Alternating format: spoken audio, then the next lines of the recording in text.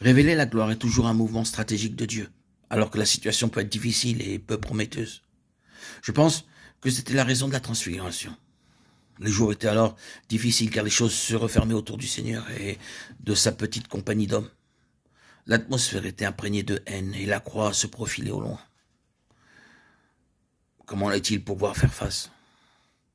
Comment allait-il pouvoir survivre? La stratégie de Dieu, ce fut la transfiguration.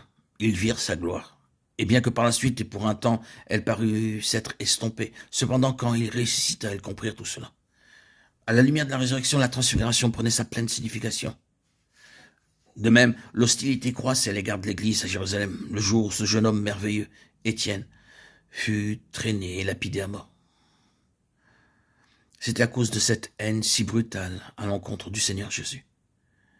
Mais Étienne vit les cieux ouverts et le Fils de l'homme à la droite de Dieu. Acte 7, 56. Par ce mouvement des cieux, il le sauvait, l'élevait hors de la situation. Et je pense que cela allait au-delà de lui-même. Je pense que cela introduisait quelque chose.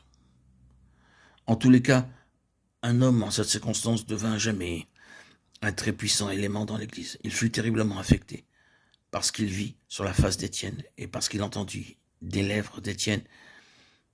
Il ne put jamais reléguer cela dans le passé, il ne l'oublia jamais.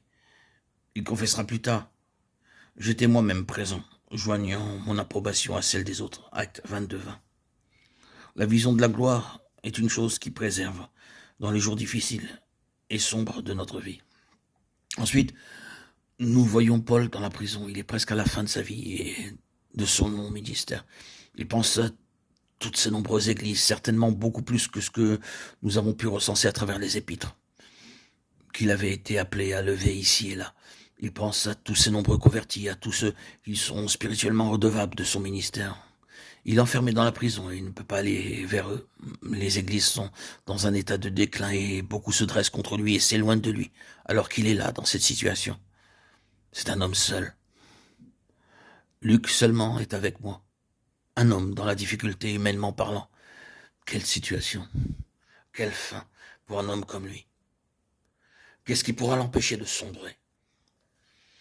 Il est incroyable qu'au milieu de tout cela, connaissant sa proposition, son sombre avenir et qui était peu enviable pour cette vie présente, connaissant l'état des choses au loin dans les églises, étant informé des dissensions qui se manifestaient, confronté avec le réapparent de son œuvre, déçu par l'attitude de bien des croyants, de croyants et d'églises. C'est incroyable qu'au milieu de tout cela, et qui était suffisant pour écraser un homme et le plonger dans le plus sombre désespoir, il demeure sous un ciel ouvert, déclarant: à lui soit la gloire au siècle des siècles. 2 Timothée 4, 18. Il fut préservé par la gloire et affranchi par la gloire. Sans cette gloire qu'il avait saisie, quelle triste fin cela aurait pu être pour lui.